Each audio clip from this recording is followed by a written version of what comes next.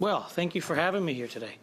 Mr. Whitney, I have a question about it's clear that you see the importance of industrial mining and development across the country, and you mentioned how you're fighting for Indigenous groups not only engage and participate in this development, but also own equity and have leadership in these developments.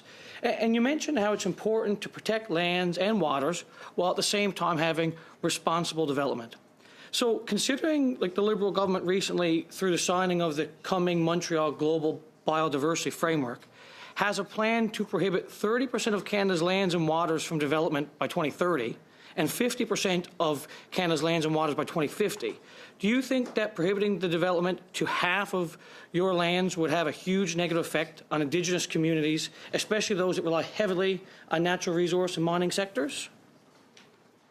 Well, I think that, coming back to our role here at the Centre, in terms of impacts and those types of notions, that's the importance of the consultative process.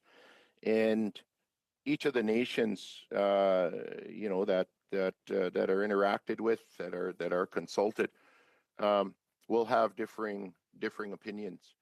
But I do think that, from a personal perspective, that we need to ensure that, for the future, for our kids, that there are opportunities to practice our cultural and traditional way of life in a clean way. We need to ensure that we are afforded that ability to carry out our inherent and treaty rights, not only hunting, fishing, trapping, and gathering, but others that people and nations see as their respective rights. Yeah, and I would agree that I would even say that you guys have a right to develop your resources if you wanted to. And we have this issue in offshore Newfoundland where companies will not invest in exploration because the federal government deemed that, because at any point the federal government could deem that area a marine protected area. So if you have billions of dollars invested in exploration, you still may have to bugger off regardless of how much you invested because that's a marine protected area. And I'm just wondering, do you think these extremes are really needed? Would you agree that our current environmental standards already protect our waters and environment at a reasonable level? In my experience, I don't think they do. I think that much more needs to be done. And I think it's, again, I'll come back to my earlier point. It's relative to the capacity, understanding, and conveyance of each of the respective nations on what they see as impacts to their waters, to their lands and territories.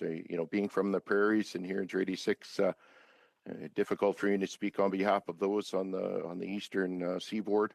But from our perspective here on the prairies, I mean, our cultural way of life is paramount to our future. And it's difficult to trade that for development as we move forward. So there's a lot of conversations that definitely need to occur to ensure that our people can continue on with a strong identity into the future. Yeah, and as a Newfoundlander, we understand the frustration of having our fisheries oftentimes controlled by federal governments, and we want to have more control at a local level. So I completely understand where you're coming from. And what I find interesting is the feds just brought in C-5, which basically controls where they can have a project at any time and kind of streamline through regardless of other inputs. They have that right to do that now. And at the same time, they're bringing in this 50 by 50 mandate, which determines areas that they don't want development at pretty well without a lot of discussion. So I'm just thinking, do you think that with the combination of C-5 dictating where things should happen and can't happen, and 50-50 mandate of things where they can't happen, do you think that gives too much control to the federal government and goes against all the work that Indigenous communities did to finally get a seat at the table? I think at the outset, there's definitely a lot of concerns in our conversations around our table.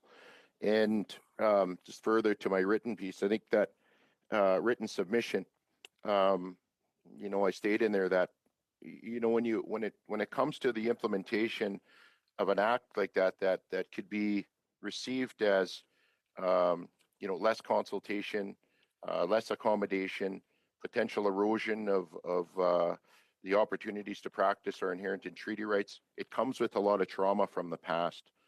And so, you know, understanding that the major projects office has been implemented, but when you look at a Saskatchewan perspective, we have the Center of Excellence, which is essentially our major projects office for First Nations. And so that's what we're built for. And I think that's, Okay. we need to play a lead role in that light.